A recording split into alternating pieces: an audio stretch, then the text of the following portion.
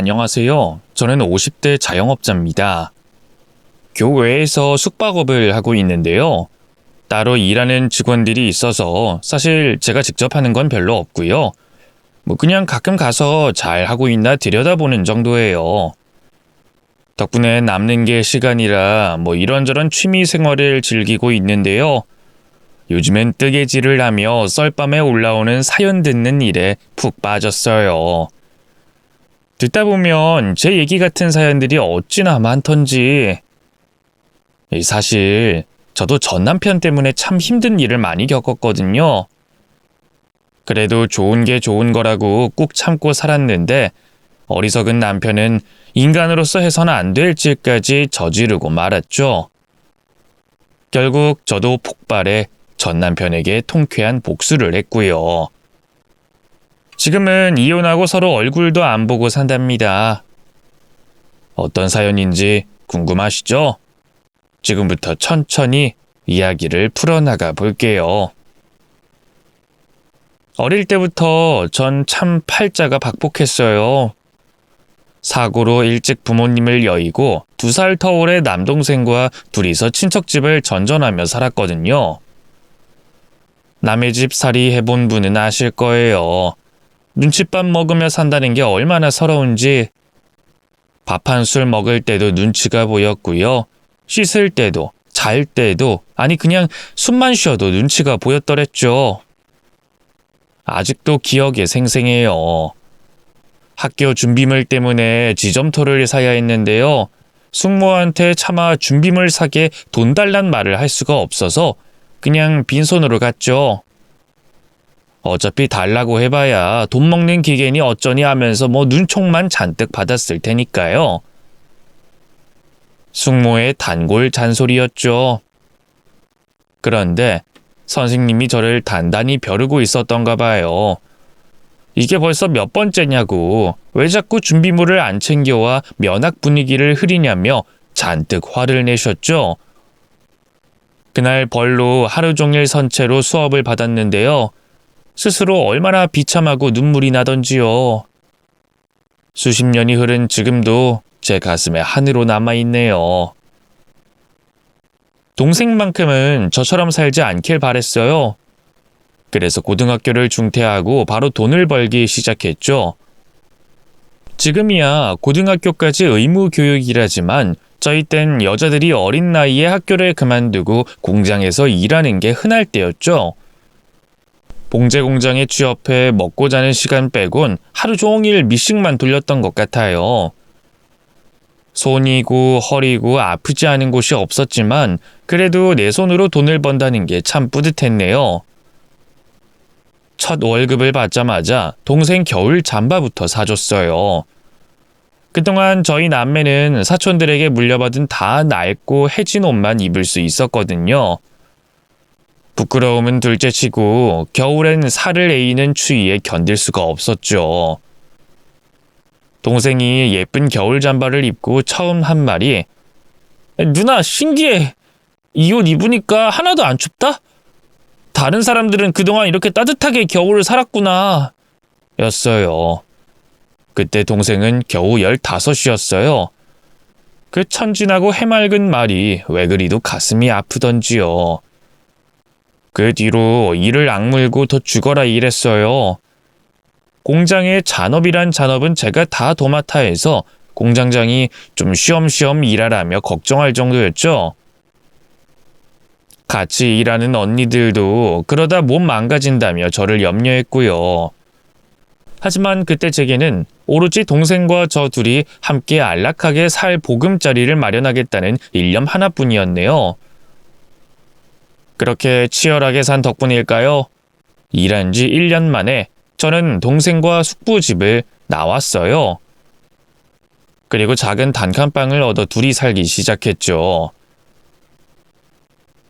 비가 오면 물이 새고 수도를 틀면 녹물이 나오는 곳이었지만 그래도 저희 남매에겐 천국이나 다름없는 곳이었어요. 눈치 보지 않고 마음껏 숨쉬고 잘 수 있었으니까요. 어느 정도 여유가 생기자 기술을 배워야겠다는 생각이 들더군요. 그래야 더 많은 돈을 벌 수 있을 것 같더라고요.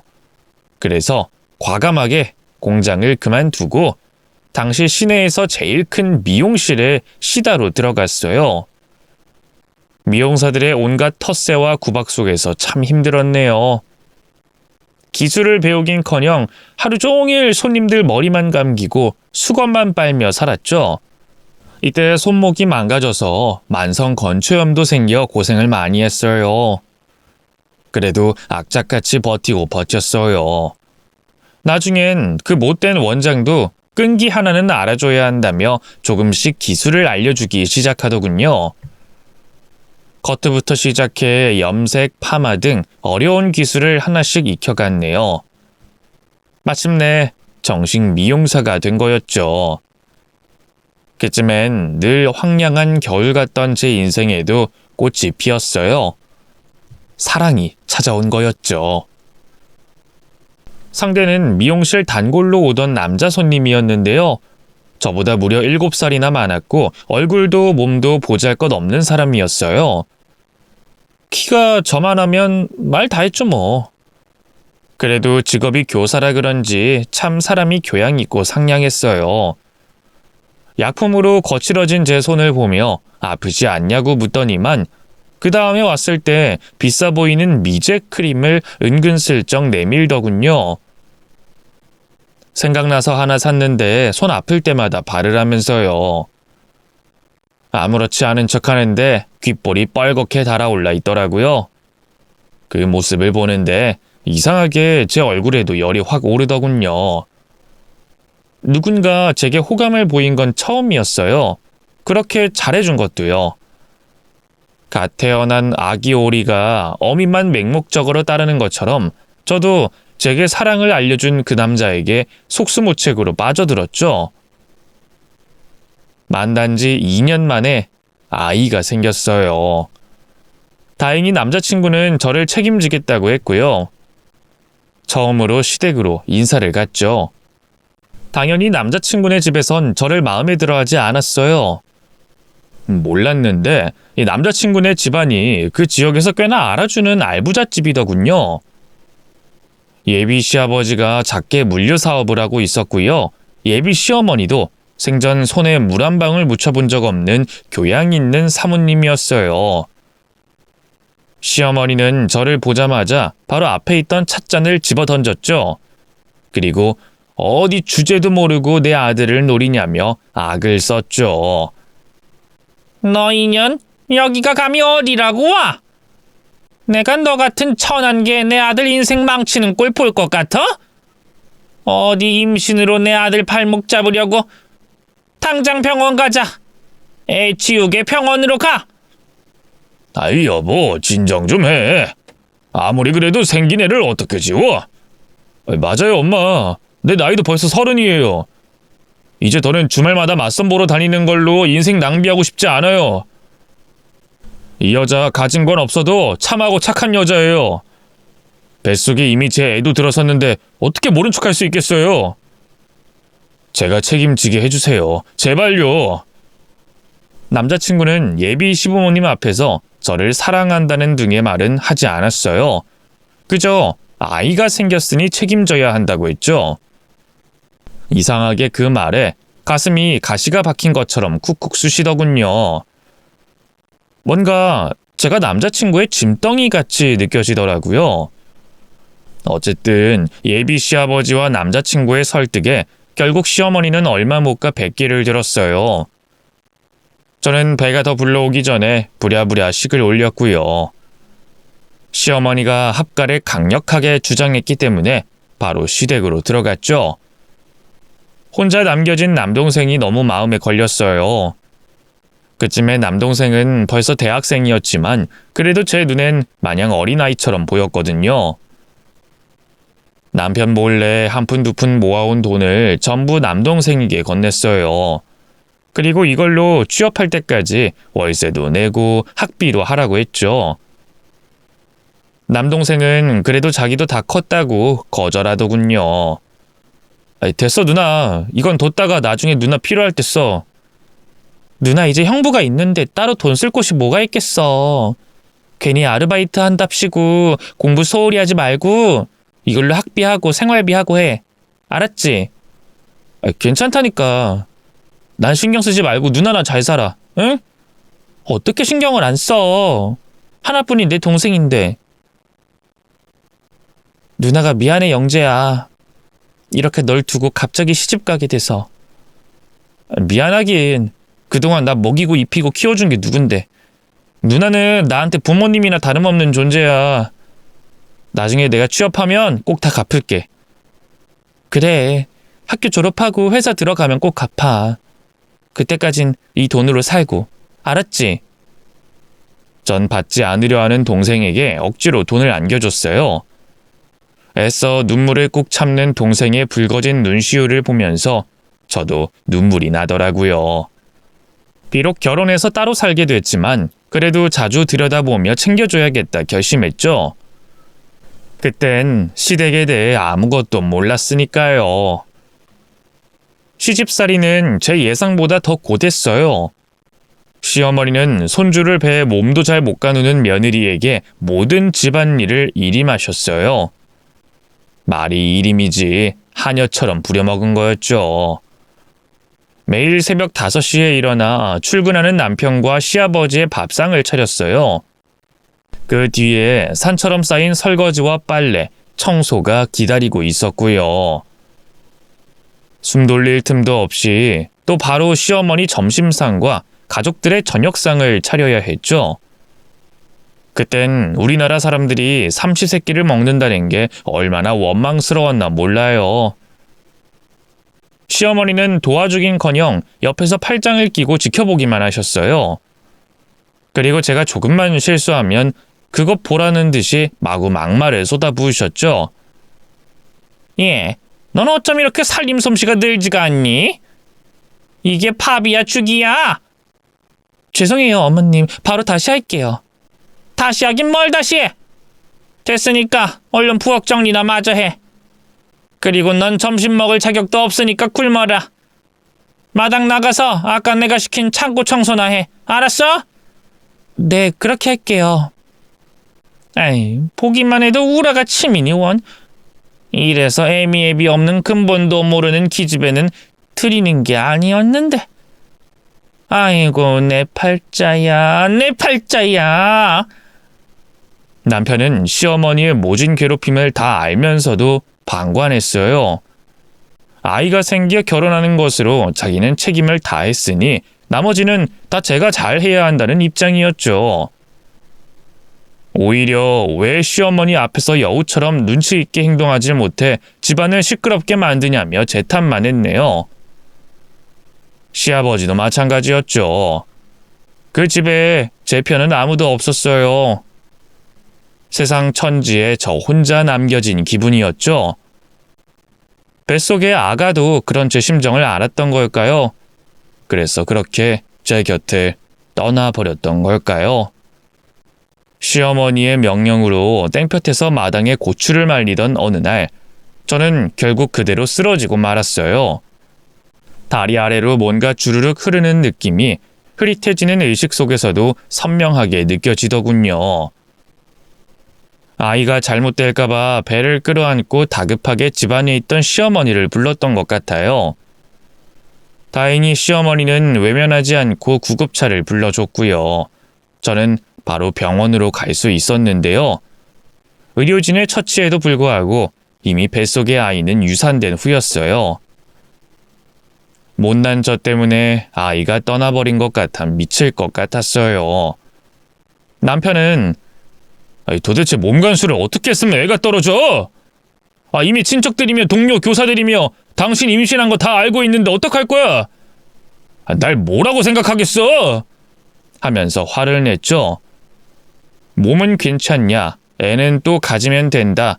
이빨린 형식적인 위로조차 하지 않았네요. 그저 교사로서 자신의 체면이 구겨질까 그것만 염려했죠. 그건 시부모님 역시 마찬가지였어요. 시아버지는 혀를 쯧쯧하며 저를 못마땅한 눈으로 노려보기만 하셨고요. 시어머니는 자기 아들 앞길을 또 망치려 든다며 난리를 치셨죠. 너 이년 아주 우리 집을 말아먹으려고 작정했구나. 내가 출신도 모르는 어중이 떠중이 널 왜 허락했는데? 뱃속에 우리 한씨 가문 핏줄이 있다는 거 하나로 이 집에 들어온 주제 애를 유사네? 이 팔푼이 같은 년! 급기야 시어머니는 제 머리채를 잡고 마구잡이로 휘둘렀어요. 그리고 손을 들어 제 뺨이며 어깨를 마구 때리기 시작했죠. 아직 몸이 더 낫기 전이었던지라 그것만으로도 눈물이 날 만큼 아프더군요. 손을 들고 싹싹 빌며 잘못했다고 제발 살려달라고 빌었네요. 그런데 하늘도 참 무심하시죠. 자식 잃은 어미에게 그보다 더 큰 벌이 필요하다고 생각하셨던 걸까요? 그 모습을 하필이면 제 걱정에 시댁으로 찾아온 동생이 보고 말았어요. 누나!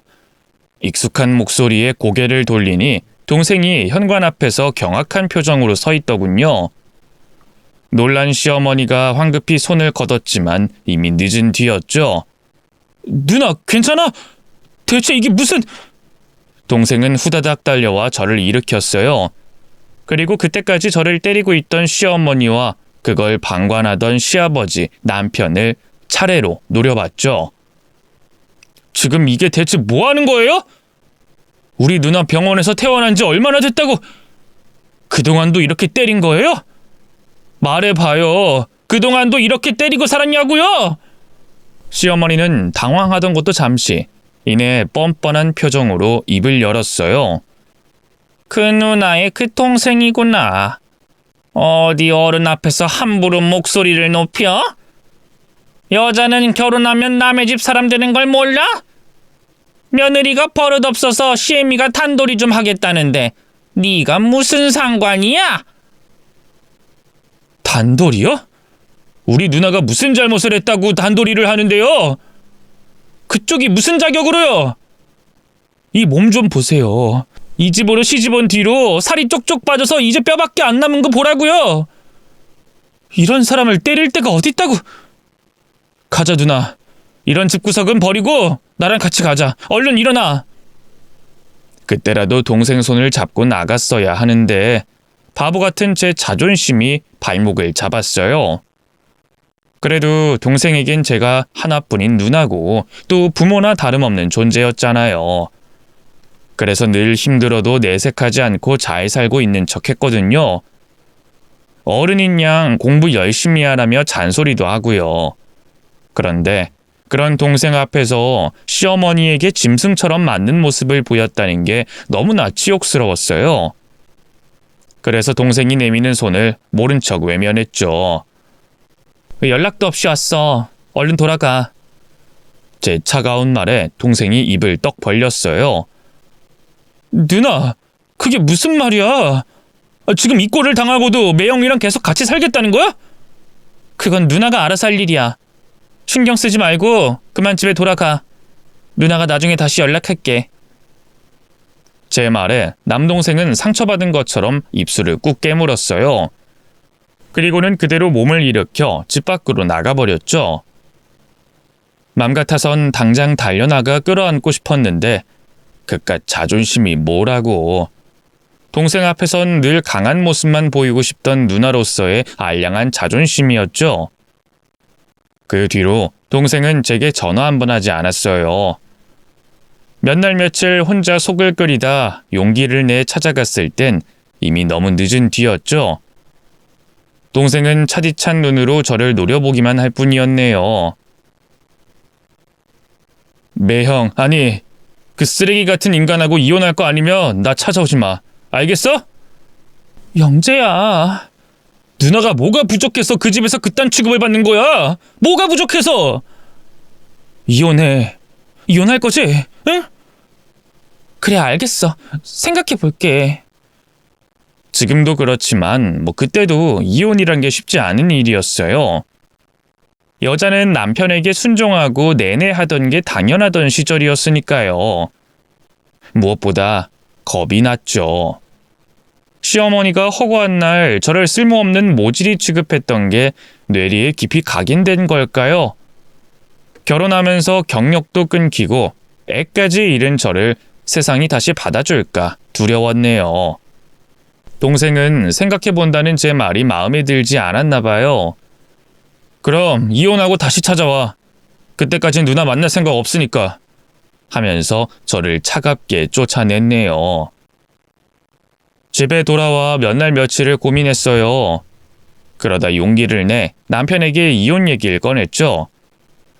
속으로는 내심 남편이 잡아주길 바랬던 것 같아요. 그래도 제가 사랑하는 남자였으니까요. 하지만 남편은 그저 코웃음을 치더군요. 참나, 이혼? 니까짓게 나랑 헤어지면 뭐 화려한 싱글처럼 잘 살 수 있을 줄 알아? 정신 차려, 김영순. 넌 나 없으면 아무것도 아니니까. 차갑게 저를 비웃는 남편에게선 이미 저에 대한 애정이나 존중은 조금도 찾아볼 수 없었어요. 아무것도 아니어도 좋으니까 이혼해. 어차피 당신 날 사랑하는 것도 아니잖아. 야, 너 내 직업이 뭔 줄 잊었어? 선생이라고, 선생! 이 바닥이 얼마나 좁은 줄 알아? 이혼했다고 하면 사람들은 당연히 나한테도 문제가 있다고 생각할 거 아니야. 넌 머리를 장식으로 달고 다녀? 지금 고작 그것 때문에 나랑 이혼 못하겠다는 거야? 고작 그거라니. 밥줄이 끊길 수도 있는 문제인데. 결혼할 때도 빈손으로 온 주제. 넌 왜 이렇게 돈을 우습게 하냐? 아주 집에서 편하게 내가 벌어다 준 돈으로 살림만 하니까 돈이 우습지? 잔말 말고 올해 안에 다시 임신이나 해.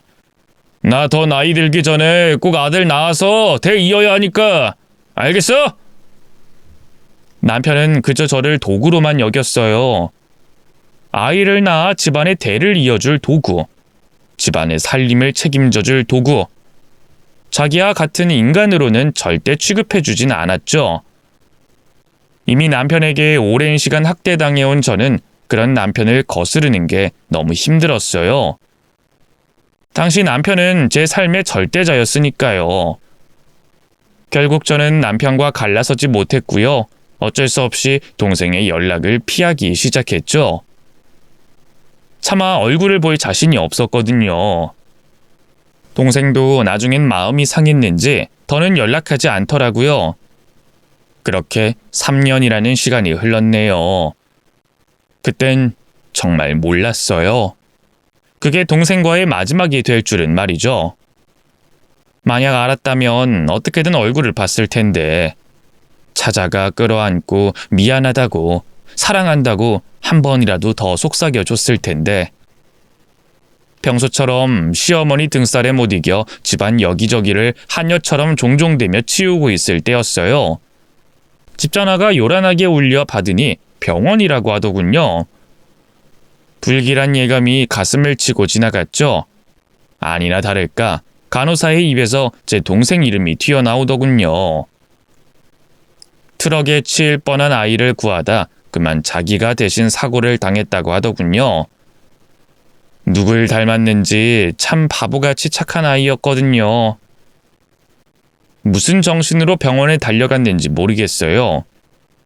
의료진이 내미는 수술 동의서인가 뭔가에 사인을 하니 동생은 바로 응급실에서 수술실로 들어갔죠. 뇌를 크게 다쳤다대요. 의사를 붙잡고 살려달라고 빌었어요. 돈은 얼마가 들어도 좋으니 무슨 짓을 해서라도 갚을 테니 제발 내 동생을 살려만 달라고 빌었죠.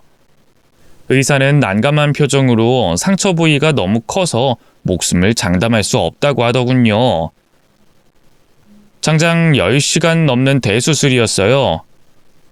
피말리는 심정으로 수술실 앞 의자에 앉아 기다렸죠. 시부모님은 와보지도 않으셨고요. 잠깐 옆을 지키던 남편도 이내 출근을 핑계로 집으로 가버렸네요. 야속하게 느껴질 새도 없었어요. 그저 머릿속엔 동생의 걱정만 가득했으니까요.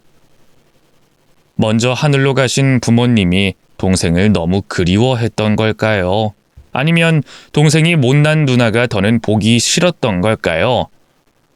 야속하게도 동생은 수술 도중 세상을 떠나버렸어요. 그때 동생의 나이가 고작 25이었는데 참 하늘도 무심하시죠. 미처 꽃을 피우지도 못한 청춘을 그렇게 데려가 버리셨으니까요. 동생의 갑작스러운 죽음에 전 제정신이 아니었어요. 장례식장에서 오열하다 정신을 잃기도 했고요. 나도 따라 죽겠다며 난리를 피우기도 했죠. 그나마 남편이 옆에서 저를 챙기고 대신 상주 역할도 해줘 무사히 동생을 보낼 수 있었네요. 그게 뭐라고. 그간 원망스럽던 마음이 눈 녹듯이 사라지더라고요. 이제 동생도 없으니 남편만이 제 하나뿐인 가족이라는 생각도 들어 더 애틋하기도 했고요. 그땐 정말 꿈에도 몰랐어요. 그런 남편이 제 뒤통수를 칠 줄은 말이죠. 사건의 발달은 동생이 죽은 뒤 걸려온 한 통의 전화였어요. 보험사였는데요. 알고 보니 동생이 저 모르게 들어뒀던 생명보험이 있더군요. 마치 언젠가 이런 일이 생길 줄 알았던 것처럼 취업하자마자 거액의 보험을 2개나 들어뒀더라고요. 복잡한 절차를 거쳐 수령하고 나니 그 액수만 무려 3억 원에 달했죠. 하지만 생때 같은 동생을 잃고 그런 큰 돈을 받아 기쁜 사람이 어디 있겠어요. 당시 남편이 주식 투자에 실패하는 바람에 경제적으로 넉넉한 형편은 아니었지만 차마 그 돈엔 손을 댈 수가 없더군요.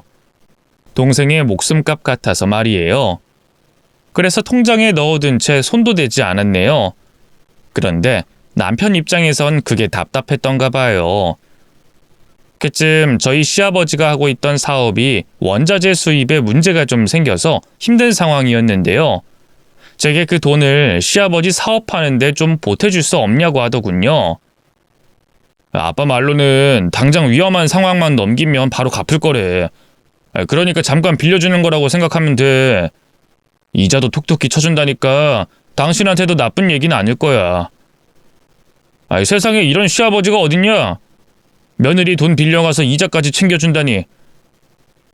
사실 당신 시집 올 때 해온 거 아무것도 없잖아. 우리 아빠 입장에선 이제 당신 돈 생겼으니 그냥 달라고 해도 모자랄 판인데 감사하게 여기라고. 남편의 그 말을 듣는데 참 기가 막히고 코가 막히더군요. 그게 무슨 말이야? 우리 동생 목숨값을 내놓으라는 상황에서 내가 지금 고마워해야 한다는 거야? 아니, 내 말은 그게 아니라. 됐어. 더는 허튼 소리 마. 난 이 돈 손댈 생각 없으니까. 당신도 욕심 부리지 말고 포기해. 이게 어떤 돈인데? 시부모님이 평소 저와 동생에게 애틋했던 분들이라면 모를까 온갖 모욕과 수모를 준 분들이잖아요. 미치지 않고서야 동생의 목숨값을 그런 사람들에게 쓸 수 있겠어요? 하지만 거절해도 남편은 끈질기게 매달렸어요. 당신 정말 이럴 거야? 한 식구끼리 어려울 땐 서로 도와야지. 왜 이렇게 욕심을 부려?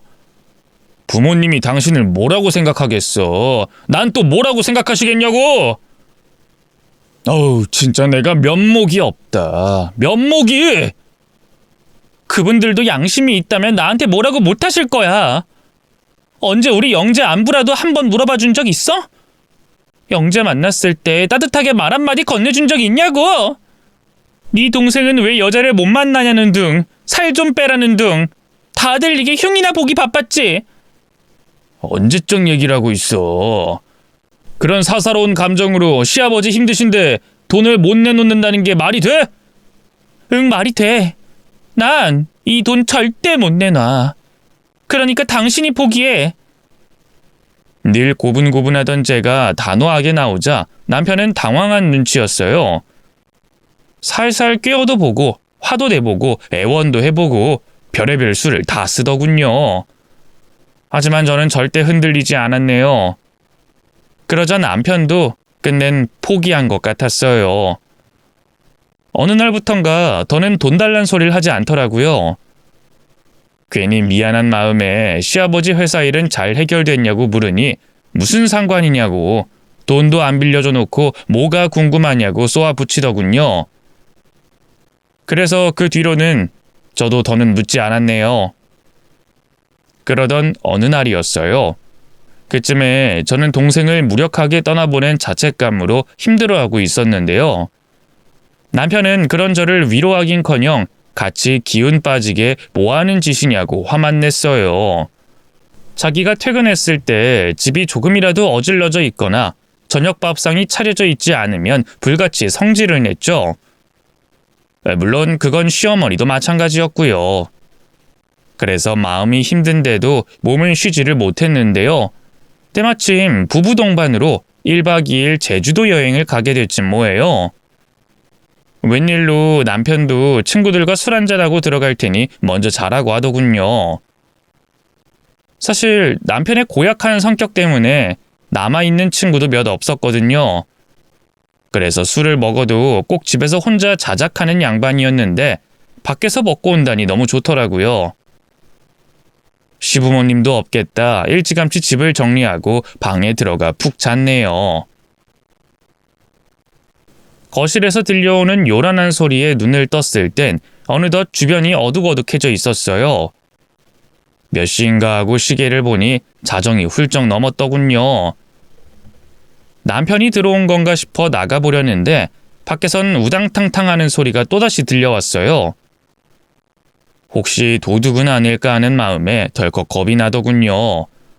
그래서 살금살금 방문 앞으로 다가가 슬그머니 문고리를 돌렸죠. 좁은 문틈 사이로 밖을 내다보니 다행히 남편이었어요. 술을 얼마나 마셨는지 바닥에 엉망으로 널브러져 정신을 못 차리더군요. 안 되겠다 싶어 얼른 나가려는데 갑자기 남편이 바닥에 떨어진 무언가를 주워 올렸어요. 뭔가 했더니 남동생 사진이더군요. 제가 아까 거실에서 들여다보다 흘린 모양이더라고요. 남편은 그 사진을 잠시 바라보더니만 이내 혼잣말을 시작했어요. 처남, 비록 처남은 날 안 좋아했지만 난 그렇게까지 처남이 싫지는 않았어. 젊은 사람이 밑바닥 인생만 전전하다 떠나버린 게 안타깝게 생각하기도 하고. 남편의 말에 화를 내야 하나 고마워해야 하나 기막혀 하던 순간이었어요. 뒤를 이어 튀어나온 남편의 말이 저를 충격으로 얼어붙게 만들었죠. 그리고 처남, 고맙다. 처남 덕분에 우리 앞밥이 다 갚아줬어. 내가 이 은혜는 나중에 저승에 가서 다 갚을게. 아니다. 별 볼 일 없는 누나 데리고 살아주는 것만으로도 나는 빚 다 갚은 거 아닌가? 솔직히 그 여자 나에 비해 딸리는 게 너무 많잖아. 학력도 집안도 머리도. 처남은 나한테 오히려 고마워해야 돼. 알아? 남편의 그 말을 듣는데 뒤통수를 한 대 맞은 것처럼 정신이 멍해졌어요. 도대체 저 인간이 지금 무슨 소리를 하는 건가 싶더군요. 문을 다시 닫고 설마 하는 심정으로 옷장을 뒤졌네요. 동생 사망보험금이 든 통장을 거기에 보관하고 있었거든요. 그런데 이게 웬걸. 아무리 뒤져봐도 통장이 보이지 않는 거예요. 두 손이 덜덜 떨리면서 온몸에 힘이 쫙 빠지더군요. 그 사이 술주정을 하던 남편이 방 안으로 들어왔어요. 바로 침대로 가려다 옷장 앞에 허망하게 앉아있는 저를 보고 깜짝 놀라더군요. 뭐야? 당신 아직 안 잤어? 거기 그냥 그러고 있으면 어떡해? 귀신인 줄 알고 놀랐잖아. 전 남편의 불평을 무시하고 낮은 목소리로 입을 열었어요. 내 통장, 당신이 가져갔어? 제 질문에 남편은 어깨를 흠칫 떨었어요. 그게 무슨 말이야? 당신 통장을 왜 가져가? 그럼 방금 밖에서 한 말은 뭔데? 우리 영재 사진 보면서 고맙다고, 덕분에 아버님 빚 갚아줬다는 등 말하는 거 다 들었어. 제 말에 남편의 안색이 하얗게 질렸어요. 끝까지 잡아떼던 것도 잠시. 이내 제 끈질긴 추궁에 마침내 범죄 사실을 시인했죠. 아, 그래. 내가 당신 통장 가져갔다. 왜? 그게 잘못이야? 그게 잘못이냐고? 그걸 말이라고 해? 내가 뭐 그 통장에 있던 돈으로 허튼 짓 했어? 우리 아빠 회사 앞으로 쌓인 빚 갚은 거 아니야. 그 돈 없었으면 우리 아빠 회사 그대로 도산하는 거였다고. 그게 나랑 무슨 상관인데? 당신 아빠 회사지 우리 아빠 회사야? 어떻게 나한테 말도 없이 그 돈이 어떤 돈인데? 저는 오열하며 외쳤어요. 하지만 남편은 미안하다 사과해도 모자랄 판에 당당하게 고개를 쳐들고 대거리를 하더군요. 당신 시집 올 때 빈손으로 온 것도 눈 감아 줬잖아. 그 돈 이제 갚은 거라고 생각해. 그게 무슨 말도 안 되는 소리야. 그 돈 돌려줘. 돌려달라고. 이미 써버린 돈을 어떻게 돌려줘? 그럼 경찰에 신고할 거야. 아니, 고소할 거야. 당신 절도죄로 고소할 거라고. 참나, 이 여편네가 미쳤나? 남편이 부인 돈 좀 가져다 썩기로 써니 그게 무슨 절도야? 그동안 내가 열심히 돈 벌어서 당신 부양했는데 어디 당신 마음대로 해봐. 고소는 뭐 될 줄 알아? 이래서 무식한 여편네랑은 상종을 말아야 하는데. 남편은 혀를 쯧쯧하며 저를 무시했어요. 날이 밝자마자 그런 남편을 모르쇠하고 시내에 있는 변호사 사무실로 달려갔네요. 짧은 상담 끝에 돌아온 대답은 암울했어요. 가족 간의 절도는 친족 상도례가 적용돼 처벌이 힘들다고 하더군요. 한마디로 집안 싸움에 법원이 끼어들진 않는다는 거였어요. 제가 고소한다 하더라도 남편이 처벌받은 확률은 낮다고 하더군요. 처음엔 좌절했죠. 하지만 이대로 무너질 수는 없다는 생각에 여러 변호사를 만나고 다녔고요. 그중 경제범죄 관련 경험이 풍부한 분을 만나 용기를 얻을 수 있었어요. 그분 말씀으로는 남편의 경우 제 통장을 훔쳐 은행에서 돈을 인출하는 방식으로 범죄를 저질렀기 때문에 피해자를 제가 아닌 은행으로 놓는다면 충분히 실형을 살게 할 수 있다더군요. 그 말에 한 줄기 희망이 생겨 남편을 고소했죠. 하지만 남편은 반성하긴커녕 뻔뻔하게 굴었어요. 어디 여자가 하늘 같은 남편을 고소할 수 있냐면서 난리를 쳤죠. 시부모님도 저를 남편 앞길 망치려고 작정한 여자라면서 온갖 모욕적인 말들을 쏟아부었네요. 특히 시어머니는 또다시 손찌검도 서슴지 않으셨죠. 안 그래도 이혼을 결심했던 차였는데 잘 됐다 싶었어요. 바로 남편 얼굴에 이혼 서류를 던져주고 그 집을 나와 홀로 서기를 시작했네요. 그런데 그냥 곱게 헤어지자니 좀 억울하더라고요. 당장 남편이 제 돈을 훔쳐간 죗값을 치르게 할 수 있을지 없을지도 모르는 마당에 말이에요. 삐뚤어진 마음일 수도 있겠지만 어떻게든 복수하고 싶더라고요. 그게 동생에 대한 죄를 조금이나마 더는 길이라 여겼네요. 그래서 몰래 남편의 뒤를 밟기 시작했어요. 어쩐지 순순히 이혼 서류에 도장을 찍는다 싶었는데 따로 만나는 여자가 있더군요. 그런데 그 상대가 너무나 충격적이었죠. 바로 자기 반 학생이었지 뭐예요. 정말 제대로 미친놈이었던 거죠. 아무것도 모르는 그 순진한 학생을 위해서라도 이건 그냥 두면 안 되겠다 싶더라고요. 그래서 그 학생을 따로 만나 자초지종을 설명했어요. 정신 차리라고. 그런 나이 든 남자 만나지 말고 또래 친구 만나라고 말이죠. 다행히 똑똑한 친구라 그런지 제 말에 수긍하는 것 같더라고요. 게다가 처음에 남편이 그 학생에게 좀 강압적으로 접근을 했다고 하더군요. 그래서 바로 그 학생 부모와 학교에 알렸고요. 그 인간은 결국 그 일로 학교에서 잘렸습니다. 사립학교라서 더 그런 문제에 엄격했던 것 같아요. 남편도 뒤늦게 신고자가 저라는 걸 알아챈 모양이더라고요. 당시 전 처녀 시절 일을 배우던 미용실 원장님 집에 얹혀 살고 있었는데요.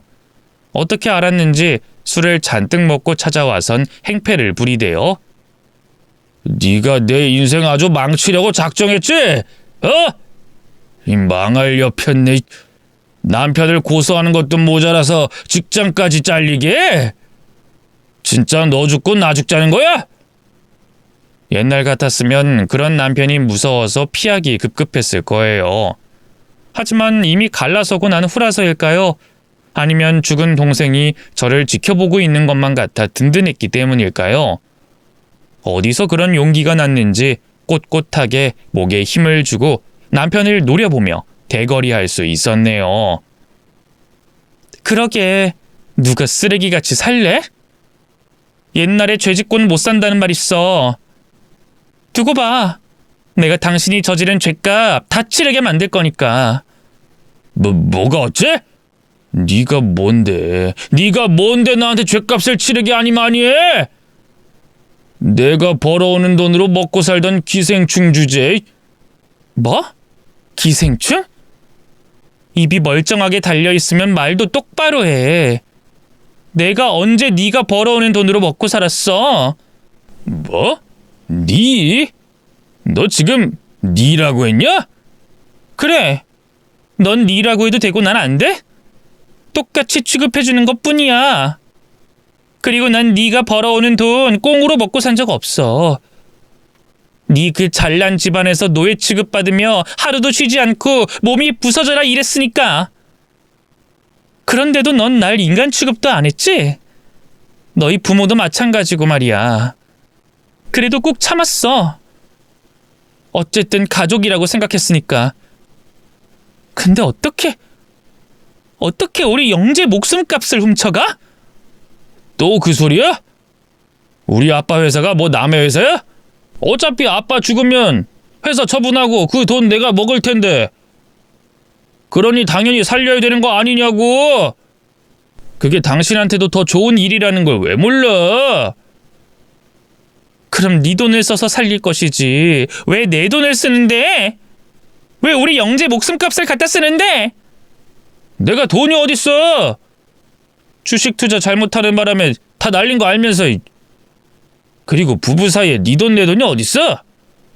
당신이 멍청하게 끝까지 감정적으로만 생각하고 이해 못하는 모양인데 죽은 처남은 안 그랬을 거야. 그래도 대학 공부까지 했으니까 내가 계속 설득했으면 아마 수긍했을 거라고. 아무렴 우리 아빠 회사 망하면 자기 누나도 같이 망하는 건데. 남편의 마지막 말이 기어이 제 가슴에 불을 질렀어요. 쥐가 뭘 안다고 제 동생을 함부로 입에 올리나요? 네가 어떻게 내 동생을 입에 올려? 뭐? 영재는 계속 설득했으면 수긍했을 거라고? 죽은 사람한테 어떻게 그런 말을... 네가 그러고도 인간이야? 이 나쁜 놈아? 저는 악을 쓰며 남편에게 달려들었어요. 그리고 연달아 뺨을 때렸죠. 평생 순종하며 살아온 마누라가 설마 자기에게 덤빌 줄은 몰랐던 걸까요? 남편은 별다른 반항도 하지 못하고 계속 맞기만 했습니다. 남편이랑 저랑 키도 엇비슷했고요. 체격면에선 밀리지만 그래도 제가 통뼈에 악력도 제법 있었거든요. 왕년에 그 힘들다는 공장일과 미용사 일도 버텼던 몸이니까요. 아마 남편이 맘먹고 덤볐어도 그렇게 승산이 없진 않았을 거예요. 당신 미쳤어? 아프니까 비켜! 비키라고! 계속 얻어먹기만 하던 남편은 급기야 바닥에 주저앉아 울기 시작했어요. 그 꼴이 참 보잘것없고 한심하더군요. 남편의 뺨이 잔뜩 부어오를 때쯤 저는 씩씩대며 물러났어요. 그리고 남편을 노려보며 입을 열었죠.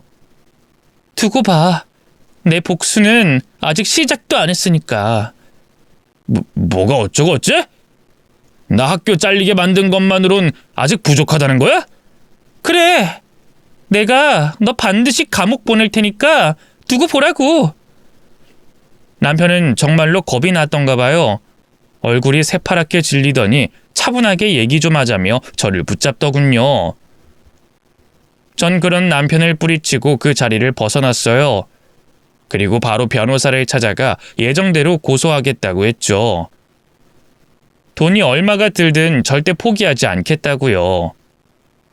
미용실 원장님의 도움으로 다시 일을 시작한 만큼 빚을 내서라도 남편에게 콩밥을 먹이겠다는 마음뿐이었네요. 처음엔 어디 마음대로 해봐라 뻗대던 남편이 나중엔 제게 사정사정하더군요. 알고 보니 잘린 학교 말고 다른 학교로 옮기려고 하는데 전처와 법적 다툼 중이라는 게 문제가 됐나 봐요. 안 그래도 학생과 그런 무리를 일으킨 사람인데 그런 소송 문제까지. 미치지 않고서야 받아주는 학교가 있을 리 없었죠. 그러자 남편은 똥줄이 탔는지 또 저희 집 앞까지 찾아왔어요. 물론 그 사이 태도가 완전히 180도 달라져 있었지만요. 남편은 언제 그렇게 위풍당당했냐는 양 제 앞에서 손이 발이 되도록 빌었어요. 여보, 제발 내가 잘못했으니까 제발 고소 취하해 주라. 이대로라면 나 다시는 교편 못 잡아. 그래? 잘됐네. 그게 내가 바라던 바니까. 너 같은 인간이 어디 애들을 가르치겠다고. 진짜 이럴 거야? 그 돈 갚으면 되잖아. 돌려주겠다고. 다 돌려줄 테니까 제발 고소는 없었던 일로 해주라.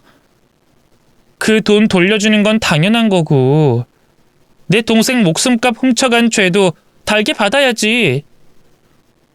난 더 할 말 없으니까 이만 돌아가. 안 그러면 경찰 부를 거야. 여보, 진짜 왜 이래? 나 그래도 당신 남편이었잖아.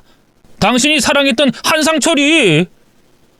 전 제 손을 붙잡고 애원하던 남편을 야멸차게 밀어냈어요. 이 더러운 손 치워! 사랑, 내가 미쳤었지. 한때 너 같은 놈한테 내 몸과 마음을 줬었다니. 시간만 되돌릴 수 있다면 진작 되돌렸을 거야. 꼴도 보기 싫으니까 당장 꺼지라고! 전 남편을 향해 마구 악을 썼어요. 그래도 남편은 떠나긴커녕 뻔뻔하게 제게 매달렸고요. 결국 경찰을 부르고 나서야 일이 해결됐죠. 그 뒤로 법정에서 만난 남편은 역시나 뉘우치긴커녕 자기 죄를 덮기 급급했어요. 가족 간의 절도는 죄가 성립되지 않는다며 뻔뻔하게 항변하더군요. 그 지나한 법적 다툼을 모두 여기 옮기긴 힘들 것 같아요. 하지만 어쨌든 결과적으로 남편은 실형을 선고받았어요. 모두 변호사 선생님의 도움 덕분이었죠. 법원에선 남편이 제게 훔쳐간 현금 카드로 돈을 인출하고 이체까지 했기 때문에 절도죄가 성립한다고 봤어요. 가족이었던지라 피해자가 제가 될 수는 없지만 은행을 피해자로 놓으면 범죄가 성립한다 하더군요. 결국 전 남편은 컴퓨터 이용 사기, 절도 혐의로 징역 1년 2개월의 실형을 선고받았습니다. 형을 확정받고 끌려가는 남편과 그런 남편을 울며불며 붙잡으려는 시부모님을 보고 있자니 얼마나 속이 시원하던지요. 그 뒤로 시댁 식구들이 탄원서를 써달라는 등 하도 저를 괴롭혀서 집도 이사 갔고요. 몇 년간 두문불출하다 시부모님에게 돌려받은 돈으로 미용실을 차렸어요. 어렵게 돌려받은 동생의 목숨값을 가급적이면 쓰고 싶지 않았지만 그래도 목구멍이 포도청이라고 어쩔 수가 없었네요. 동생이 살아생전에 제게 나중에 꼭 취업하면 돈 많이 벌어서 누나 미용실 차려주겠다고 했었거든요. 그러니까 아마 하늘에서 기뻐하지 않았을까 싶어요. 제 자기 위안일 수도 있겠지만요. 어쨌든 그렇게 혈혈단신이 돼 미용실을 운영하는 제가 하늘이 보기에도 퍽 가여웠던 걸까요? 미용실은 날이 갈수록 손님들로 문전성시를 잃었고요. 저는 5년도 안 돼 동생이 제게 준 보험금보다 더 많은 재산을 축적할 수 있었습니다. 지금은 몸이 너무 힘들어 가게를 정리했고요. 교외로 내려와 펜션 몇 개를 차려 살고 있네요. 시간 대비 고수익을 얻을 수 있어 만족스러워요. 반면 전 남편은 아직도 밑바닥 시궁창 인생을 살고 있어요. 출소 후 범죄 이력 때문에 다신 교편을 잡지 못했고요. 지금은 집에서 술만 마시면서 알코올 중독자의 길을 걷고 있다 하대요. 전 시아버지 회사는 무리하게 사업 확장을 하려다 결국 폭삭 망해버렸어요. 사업에 대한 감도 없으면서 욕심만 많았으니 당연한 결과죠. 빚만 5억이 넘게 생겨 결국 사채까지 쓴 모양인데요. 지금 시아버지는 사채업자들을 피해 도피 생활 중이고요. 시어머니는 이자라도 갚기 위해 식당에서 설거지 일을 하고 있다네요. 한때 가족이라는 이름으로 함께 살았던 만큼 조금 씁쓸한 마음이 드는 것도 사실이에요. 하지만 이젠 남보다도 못한 사이가 됐잖아요. 그들이 잘 살든 못 살든 더는 신경 쓰지 않으려고 합니다. 물론 저도 마냥 잘 살기만 한 건 아니에요. 일적인 성공은 둘째치고 한동안 전 남편이 준 상처, 그리고 떠나간 동생에 대한 그리움으로 너무 힘들었어요. 근데 시간이 약이라고 그래도 어떻게든 살아는 지더라고요. 몇 년간은 저를 돌보지 않고 일만 하며 살았는데 그 이듬해부턴 조금씩 건강도 챙기고요. 또 그 이듬해엔 지인들도 다시 만나며 조금씩 제 삶을 되찾아갔죠. 평생 재혼은 못할 줄 알았는데 좋은 남자를 만나 새 가정도 꾸렸답니다. 남편은 대기업 회사원이고요. 전 남편과 달리 성실하고 가정적인 사람이에요. 본인은 총각이었는데도 불구하고 한번 결혼에 실패한 아픔이 있는 저를 따뜻하게 품어줬죠.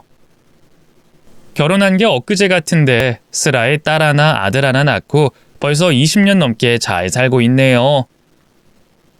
요즘은 딸과 둘이 맛집 찾아다니는 재미에 푹 빠졌어요. 남편은 아직 회사에 다니고 있지만 딸은 집에서 일하는 프리랜서라 시간 활용이 자유롭거든요. 남편도 몇 년 뒤 은퇴를 앞두고 있는데요. 그때는 아들까지 넷이서 해외로 길게 1년살이라도 다녀올까 해요. 문득 동생이 함께였다면 더 좋지 않았을까 하는 생각이 드네요. 조만간 동생 생일인데 찾아가서 꽃이라도 놓고 와야겠어요. 긴 얘기 들어주셔서 감사합니다. 모두 건강하세요.